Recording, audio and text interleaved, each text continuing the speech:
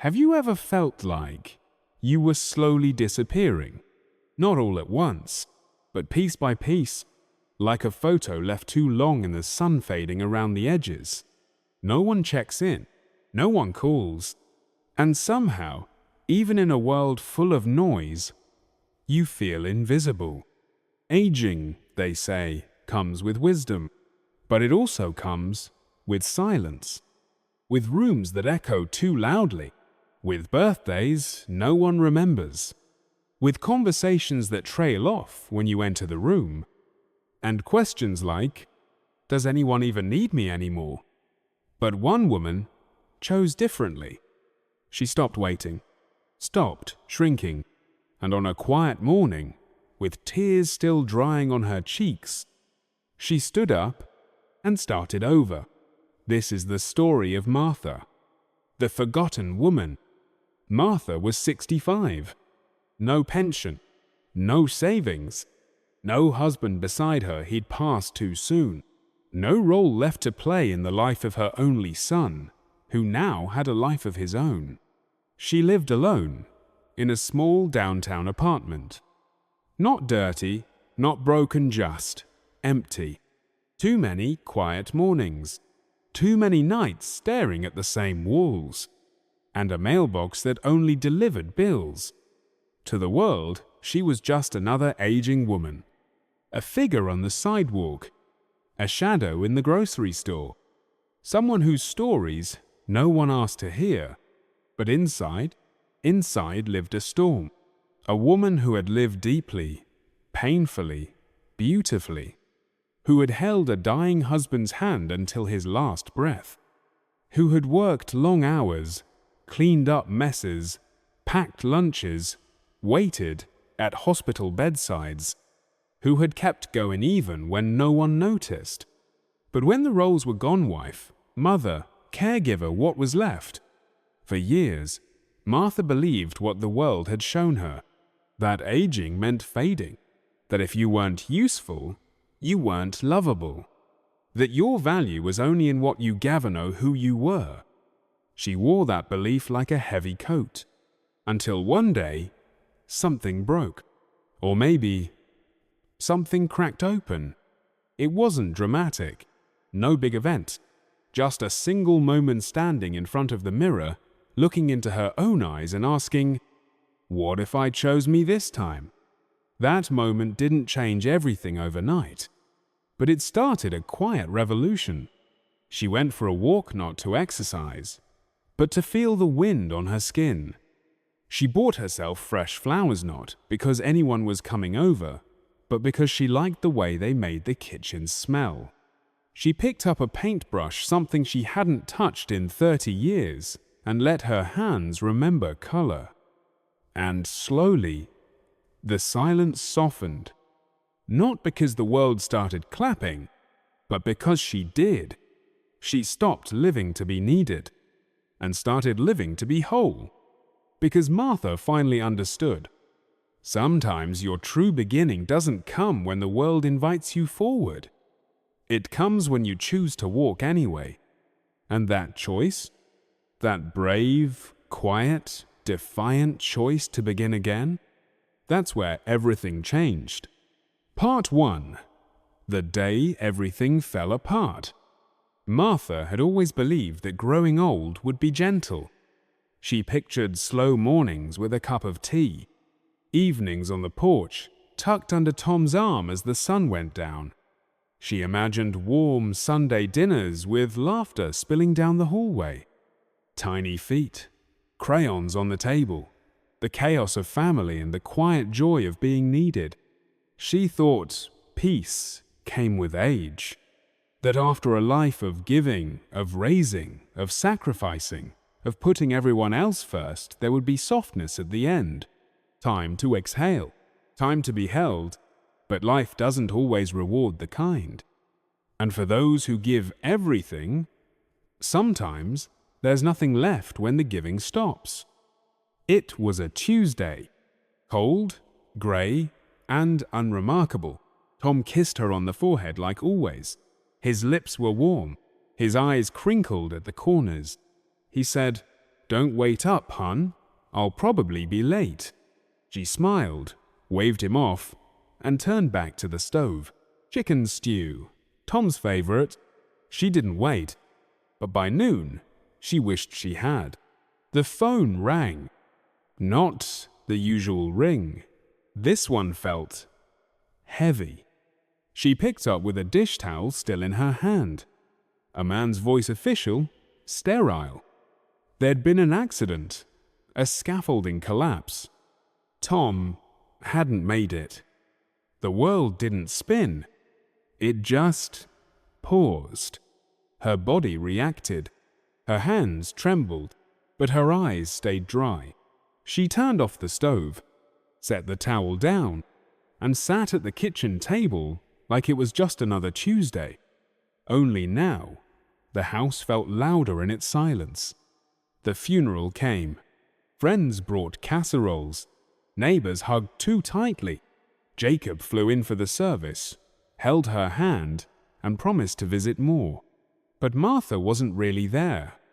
Her body walked, nodded, thanked. But her heart was sitting in the living room watching the front door, waiting for Tom to come home and say this had all been a terrible mistake. A week later, a man came to the house. Pressed shirt, paper in hand. He introduced himself, but she didn't catch the name. He wouldn't meet her eyes. He cleared his throat and said there was no life insurance, no pension, just a single payout. He handed her a check. "Sisha." "Ling?" He said it like it was generous, like it was mercy, like a life could be calculated, written down, and signed with ink. Martha took it with steady hands. Hands that had held Tom for 41 years. Hands that had washed his clothes, packed his lunch, buttoned his shirts when he couldn't anymore. It felt cold, heavy, wrong. She didn't cash it. Didn't tell Jacob, didn't speak of it to anyone. Instead, she folded the check slowly like something fragile that could shatter if she breathed too hard.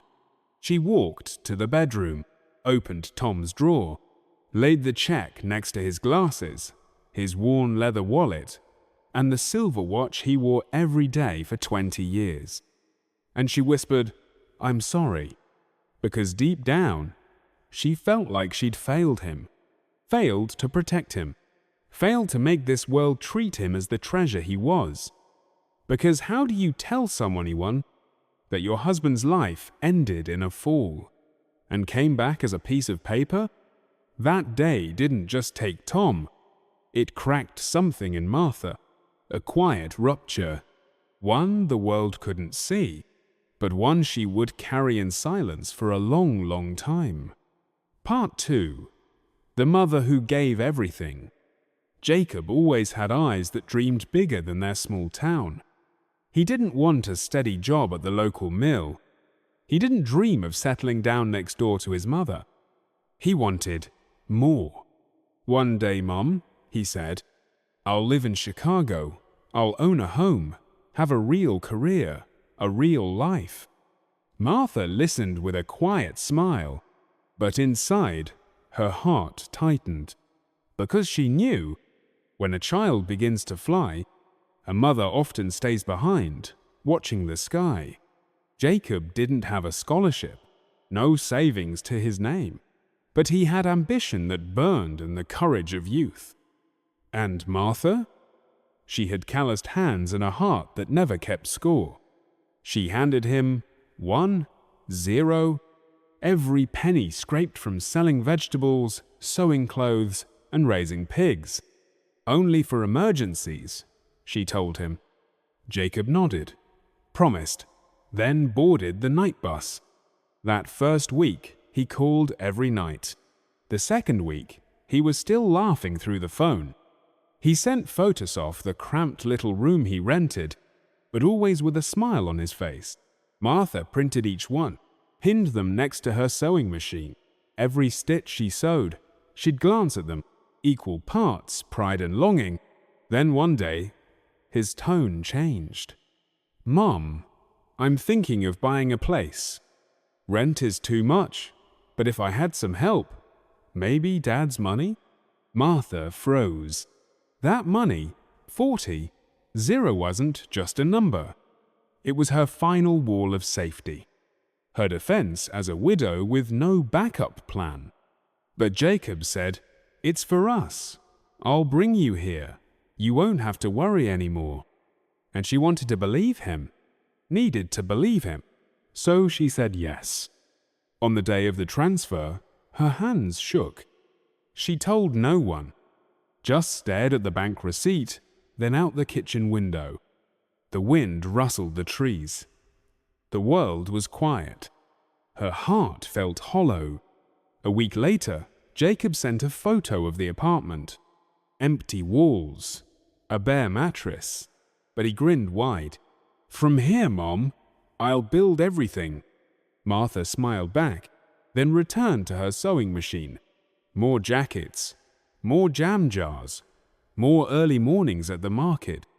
She began saving again. She sent him gifts. Grocery money, homemade pies, birthday cards. Never once asking for anything in return. "If he's happy," she whispered, "that's enough." But this was the beginning of a slow, silent goodbye. Not one marked by fights or distance, but by absence. Because sometimes, a mother's love doesn't vanish all at once. It disappears piece by piece, through all the giving that was never given back. Part 3. The Invisible Mother. At first, the calls came every Sunday. Then every other week. Then, silence. Martha never asked why. She made excuses for him. "He's busy," she whispered. "He's adjusting to the city. New job, new life." But deep down, she knew this silence wasn't temporary. It was becoming her new normal. And it settled in her home like dust. Quiet, unnoticed, but everywhere. Still, she tried. She baked his favorite cookies. She knitted socks in his college colors. She wrote little notes always, signed the same way. "Stay warm, don't skip breakfast, love you always, Mom." Sometimes she tucked in a 10 bill. Just enough for coffee or soup. Just enough to say, "I still care." But Jacob didn't write back, didn't call, didn't thank her. Still, she believed. He knows I'm here. That's what matters. Then came the moment that broke the illusion. One breezy October afternoon, her neighbor knocked on the door, an envelope in hand and a smile on her face. "Congratulations!" she beamed. "The mailman dropped this at my place by accident." Martha took the envelope. It was thick, cream-colored, beautiful cursive across the front. An invitation. Jacob was getting married. In 2 weeks, in Chicago, to someone she had never heard of. There had been no call, no message, nothing. Martha didn't cry. She simply stared at the card. For 3 days, she barely moved. Then, quietly, she made her decision. She would go. She pulled out her navy dress simple, old, but still elegant, pressed it gently, packed a small overnight bag, and boarded a long, aching bus to the city. The chapel was beautiful, filled with white roses and glowing lights. She found a seat in the very last row. No one greeted her. No one seemed to recognize her. And Jacob, he walked down the aisle, eyes shining, but never once looked her way. At the reception, she stood near the edge of the room, a shadow by the wall. She raised her hand once, just once, hoping he'd see her, hoping he'd remember. He didn't. No one asked her name. No one offered her a plate. She didn't eat cake. She didn't appear in any photos. Before dessert was served, she slipped away quiet as she came. The bus ride back was colder, longer, heavier, That night, in a tiny motel with buzzing lights and thin blankets, Martha whispered into the dark, voice barely audible over the hum of the air conditioner. I don't think he saw me, but the ache in her chest knew the truth. He did, and he chose not to. Part 4. The Betrayal, Treated Like a Burden. After the wedding, Martha held on to hope that something might change. A phone call, a thank you, or maybe just a simple, "Did you make it home okay, Mom?" But nothing came. Just silence. The same cold silence she had known for months. She kept sending care packages, homemade jam, hand-knitted scarves, birthday cards. Still no reply. Then one day, her neighbor Connie appeared again. "Jacob's a dad now, huh?" she smiled. His wife just had a baby girl. Martha froze. A grandchild? Her first? And she had to hear it from someone else. Shaking, she dialed Jacob's number. It rang. But the voice that answered wasn't his. It was hers, his wife. "Oh, it's you," the voice said. Cold. Indifferent. Martha kept her tone gentle. "I just heard about the baby. I didn't know." "We've been busy," she replied sharply. "No time to update everyone." Martha swallowed the sting. "Maybe I could help. I just want to be close." Then the tone changed. Harsher. "If you want to help, take care of the baby. We both work full-time. If you're not useful, don't expect anything." Silence. "You want Jacob to look after you someday? Then make yourself useful." That cut deeper than any silence. Martha gripped the phone, white knuckles. No reply. No tears. Just hung up. She sat at the wooden table Tom once built, sunlight slicing through the window like blades, and something inside her cracked, not in pain, in clarity. She had given her all. Money, time, trust, her entire heart, and now she was being measured by her usefulness. Not as a person, but as a tool. Right then, she chose. No more begging for love. No more waiting. For the first time ever, she would choose herself. Part 5. The day she took the mirror down. That evening, the house was quiet. But inside, Martha Samithing was stirring. It wasn't sadness anymore. It was a calm kind of fury. Not loud, not chaotic, but steady, strong. She walked into the hallway. There, above the console table, hung a photo of Jacob as a boy. Missing teeth, eyes bright with possibility, and next to it, a mirror.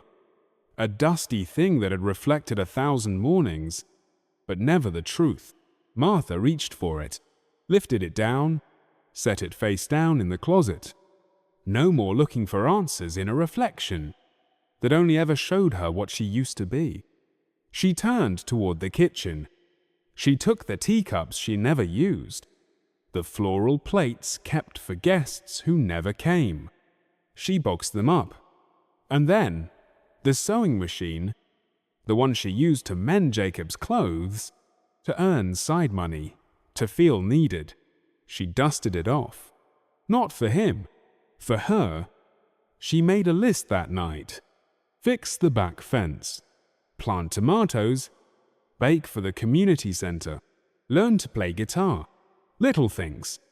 For a big reason, to remember what it feels like to be Martha. Not a mother, not a widow, not a helper, just her. The next morning, she brewed her tea with fresh ginger, pulled back the curtains, and for the first time in years, she didn't check her phone, didn't wait.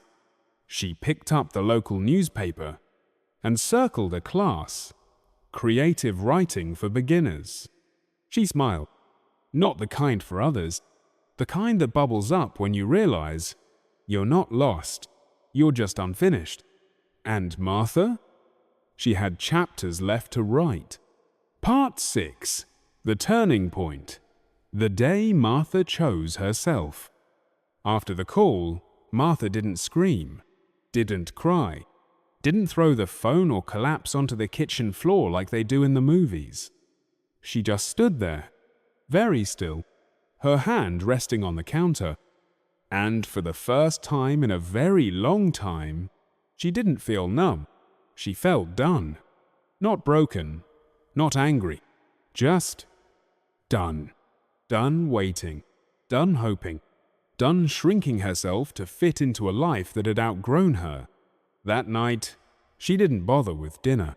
She sat on the edge of the bed, her fingers tracing the soft fray in Tom's old quilt. Around her, the house was quiet. Not the peaceful kind of quiet, but the aching kind. The kind that echoes when love is missing. She thought about all the gifts she had sent, the socks she'd knit with arthritic fingers, the birthday cards she'd picked out with care. She thought about how none of it had come back. And then she looked around her little home, the pictures, the empty rocking chair, the garden she'd tended for decades, hoping one day Jacob's child might run through it barefoot. But it wasn't grief that filled her now. It was something else. A question. One that rose gently, quietly, but firmly. What am I still doing here? She whispered it aloud. In the silence, it sounded like truth.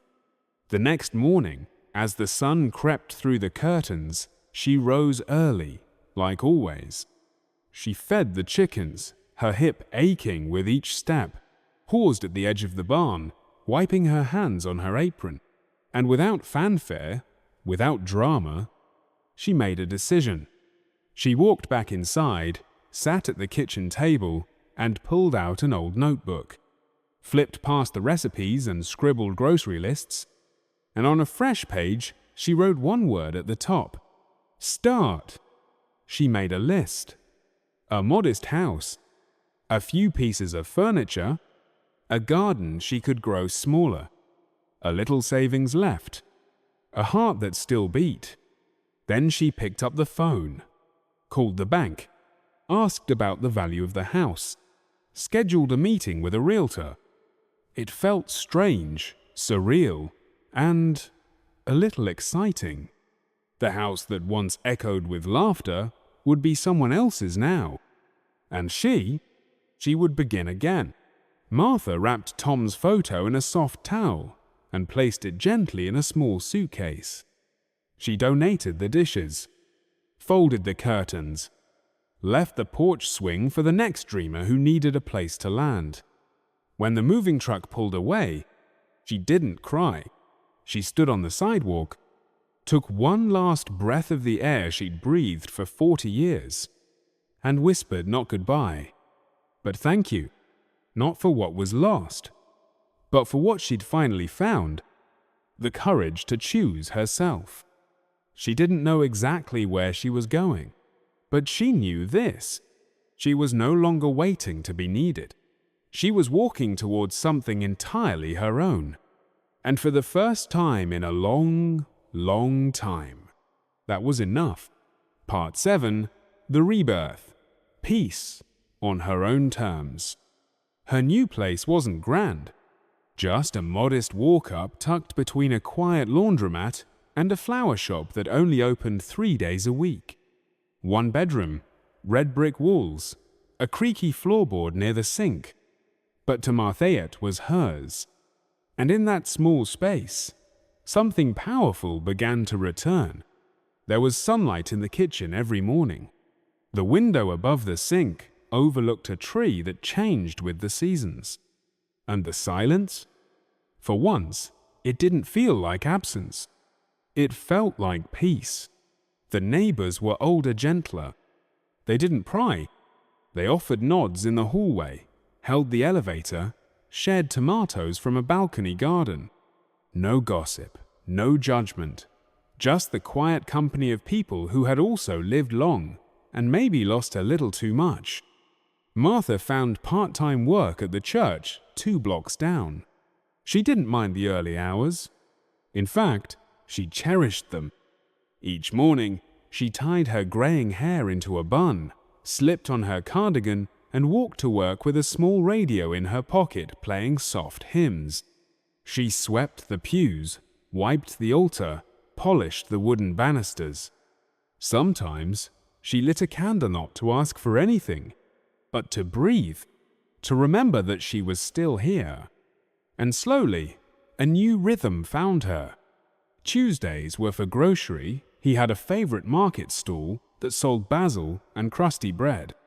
Thursdays were laundry days, where she'd sit by the dryer with a paperback and a thermos of tea. Sundays, instead of writing letters to Jacob, she wrote letters to herself, words of comfort, forgiveness, and truth. She no longer sent packages. No more jam jars or scarves or birthday cards returned unopened. She no longer begged the silence for answers. She simply lived. She planted herbs on her windowsill, hung wind chimes that sang with the breeze, bought herself flowers not out of loneliness, but celebration. Sometimes, walking past the park, she'd see mothers pushing strollers. Her heart would ache, just a little, because love, real love, never leaves completely. But it didn't control her anymore. She no longer hoped her phone would ring. She no longer let guilt braid itself into her worth. One quiet evening, cup of tea in hand, Martha stood by the window. The streetlights blinked to life one by one. Somewhere below, children laughed. A dog barked. And she whispered aloud, soft but steady, "I am still here. I am enough." She didn't have a pension. She didn't have Sunday dinners or photo albums filled with grandchildren. But she had herself. Her own breath. Her own heartbeat. Her own space in this world. And finally, after all the giving, all the hurting, all the waiting, Martha belonged to herself. And that was more than enough. Part 8. The gift she didn't expect. It started with a knock. Soft, hesitant. Martha had just sat down with her tea, slippers on, a book cracked open. She wasn't expecting anyone. At the door stood a girl barely 20. Big hoodie, tear-streaked cheeks. "Hi. Sorry, I live upstairs. My name's Ellie. My grandma used to live in your unit. She passed last spring." Martha stepped aside without a word, offered a chair, poured her a cup of tea. Ellie talked barely above a whisper. She'd been living with her boyfriend. It hadn't gone well. She moved back into her grandma's old apartment. Now she was alone, trying to study, trying to survive, trying not to fall apart. "I don't know why I knocked," Ellie said, eyes downcast. "I just smelled your bread." It reminded me of her. Martha smiled, quiet. "I still bake on Fridays," she said. "Come by next week. Bring your own jar. I'll fill it with jam." And just like that, something shifted. Every Friday, Ellie came by, sometimes with a jar, sometimes with stories, sometimes with silence. Martha never pried. She simply listened. Listened the way no one had listened to her in years. One morning, Ellie knocked, early eyes wide with worry. She held out a letter. "It's from school. I'm failing one course. I might lose my scholarship." Martha took the paper. Read it slowly. Then she reached for her notebook. "Let's make a plan," she said. They mapped out study hours, breaks, meals, even bedtime. And for the first time in months, Ellie smiled. Not because things were fixed, but because someone believed she could fix them. Martha found herself looking forward to those visits. Not out of loneliness, not out of obligation, but because something inside her had changed. Not a need to be useful, but a joy in simply being present. She wasn't trying to fill a void. She was offering something real. One day, Ellie brought flowers, daffodils, yellow and bright. They reminded me of you, she said. Martha placed them in an old jar by the window, watched as the petals caught the light, and felt something she hadn't in years. A gentle, wordless belonging. She didn't tell Ellie about Jacob, or Tom, or the wedding she wasn't invited to. It didn't matter, because this wasn't a replacement. This was new. A connection not born out of blood or duty, but of warmth, and timing, and quiet courage. Martha didn't need Ellie, but she welcomed her, and that made all the difference. That spring, the basil bloomed early, the wind chimes sang louder, and in the hush between 2 cups of tea, 2 women, from different generations, found healing in the smallest, softest moments. You are not invisible, and you were never alone. Martha's story isn't rare, not dramatic, not a movie, just real, like so many women who gave everything and were forgotten. But Martha chose differently. She didn't beg, didn't break. She chose herself. And now so can you. No pension? You still matter. No one around? You still deserve peace. Children don't call? You are still worthy of love. If you're watching this, tea in hand, heart full of things no one sees, remember, you are not invisible. You are not broken. You are not a burden. You are a woman, with stories, with strength, with dignity. And if no one told you this today, let me be the first. You were never alone, and you still deserve to be chosen. If Martha's story touched something in, you leave a comment. I read them all, truly.